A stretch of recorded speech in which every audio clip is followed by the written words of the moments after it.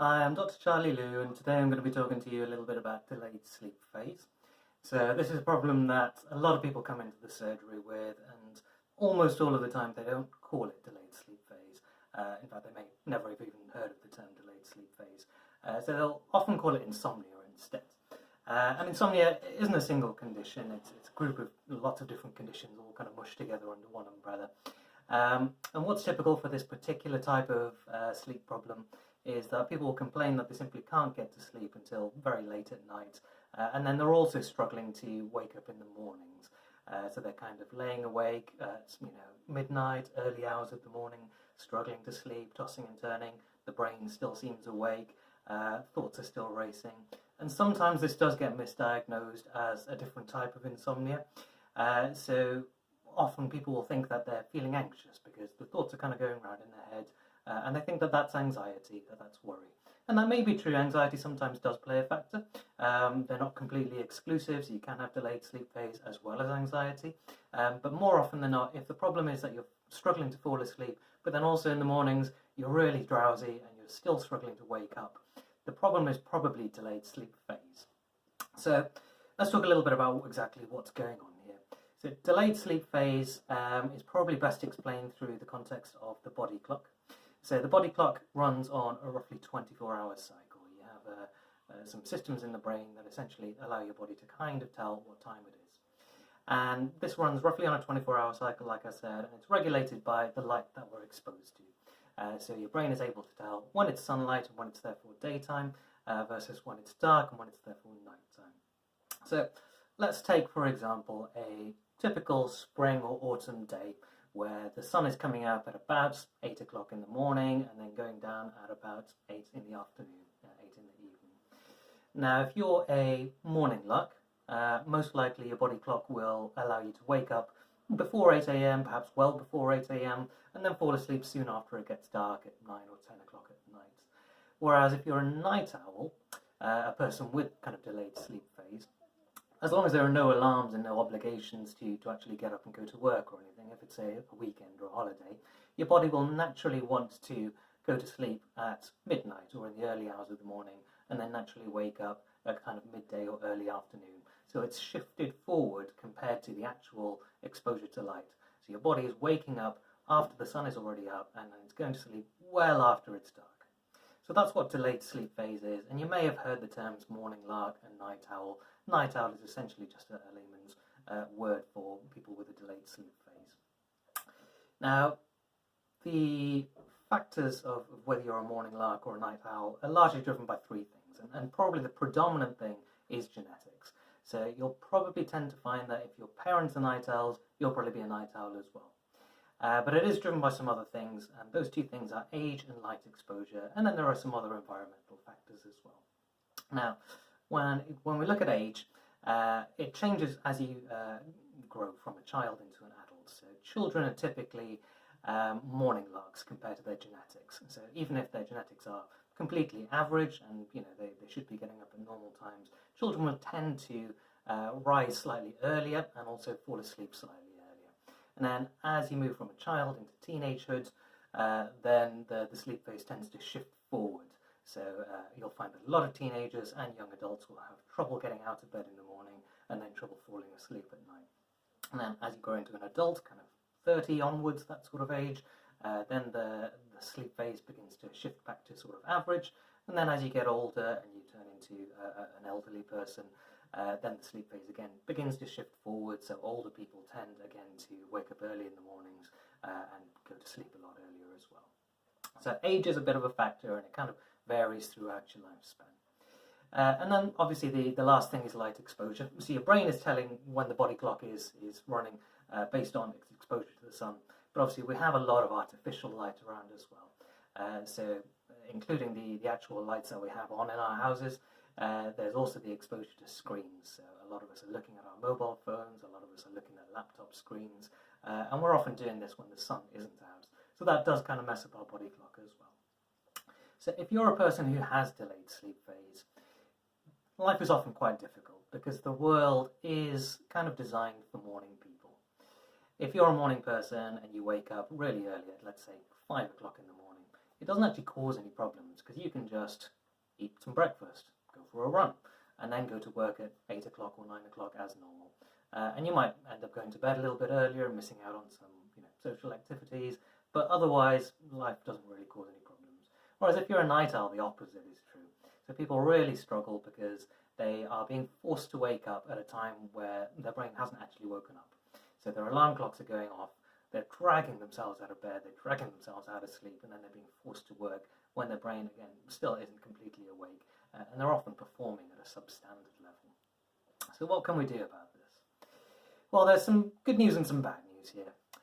Let's start with the bad news, which is that because there is a genetic factor and an age factor, and you can't do anything about those two things, you're always slightly fighting against that. So there are some things that you can do to try and shift your sleep phase forward, but it's a little bit like pulling against an elastic band.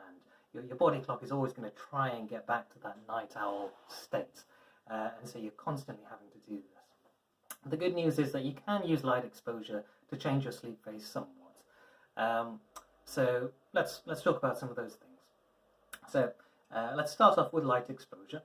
So the obvious point to say would be that early in the morning, as soon as you get up, you want to expose yourself to as much bright light as humanly possible. The easiest and cheapest way to do that is to go outside.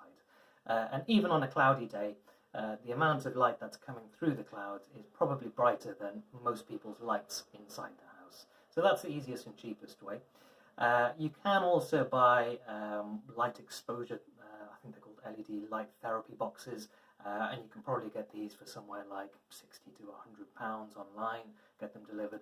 And if you're absolutely forced to be at work early in the morning, at 8 o'clock, you can pop one of these next to your desk or in front of your computer screen and switch it on, and that'll allow you to have a fairly bright light exposure early in the morning and shift your body clock forward.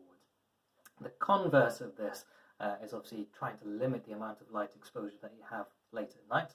So we want to turn particularly the large overhead lights off. We want to try and dim the laptop screen and the mobile screen. If you've got something called a blue light filter on your mobile, turn that on. And if you have something like a lamp, maybe just cover it with a cloth so that it's not so bright, and really kind of dim the lights, and that will help again to shift your body clock forward. And the other minor things that aren't to do with light, so when you're eating, we do know that your body clock is slightly influenced by food, so you want to eat breakfast as early as you can in the morning. What we often find is that people who are night owls, when they first wake up, particularly if they're being forced to wake up earlier than is natural for them, they don't feel very hungry. And again, that's because the body clock just isn't ready to eat food.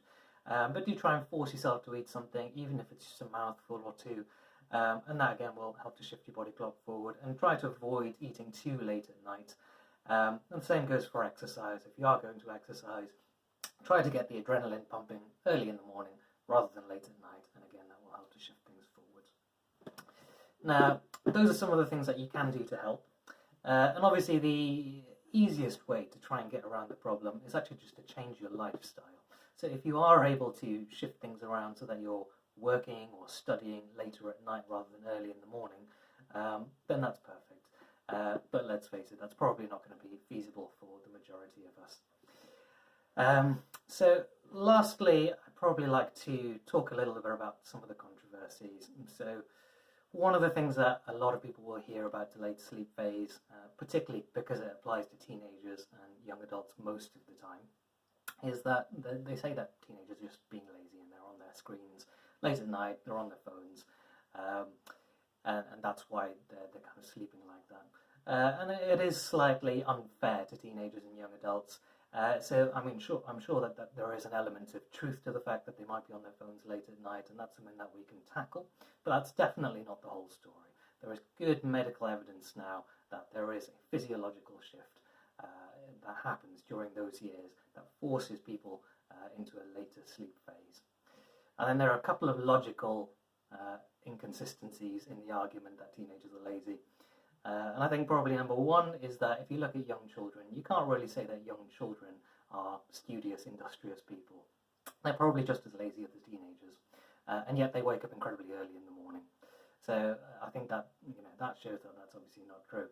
And the second thing is that when you look at most teenagers who are on their phones, what's the first thing that they do in the morning as well? The first thing that they do in the morning is they turn on their phones and they check their messages. So they're exposed to just as much bright light early in the morning from their screens as they are late at night, and yet their clocks aren't shifting forwards. So it is nonsense, and I think it is quite unfair to the people who have a bit of a night owlish genetic tendency, and then they're also teenagers and young adults, and they're shifted even further forward, and they're really getting a lot of bad press. So do be fair to yourself. If you are one of these night owls, it's not your fault. And hopefully some of those tips that I've given you can help to shift your phase forward a little bit. Probably the last thing to say is that those tips are going to be most helpful when you can do them consistently. So it's tempting to stick to the usual pattern of trying to manage during the week. So Monday to Friday, getting up early in the morning, exposing yourself to bright light, and then turning the lights down at 10 o'clock in the evening, and trying to do all those things that you possibly can, but then to still sleep in on weekends. And that's the wrong thing to do in most cases, because what happens then is that your physiology, like I said, you're kind of pulling against an elastic band here, and your physiology always wants to snap back to that night owl mode.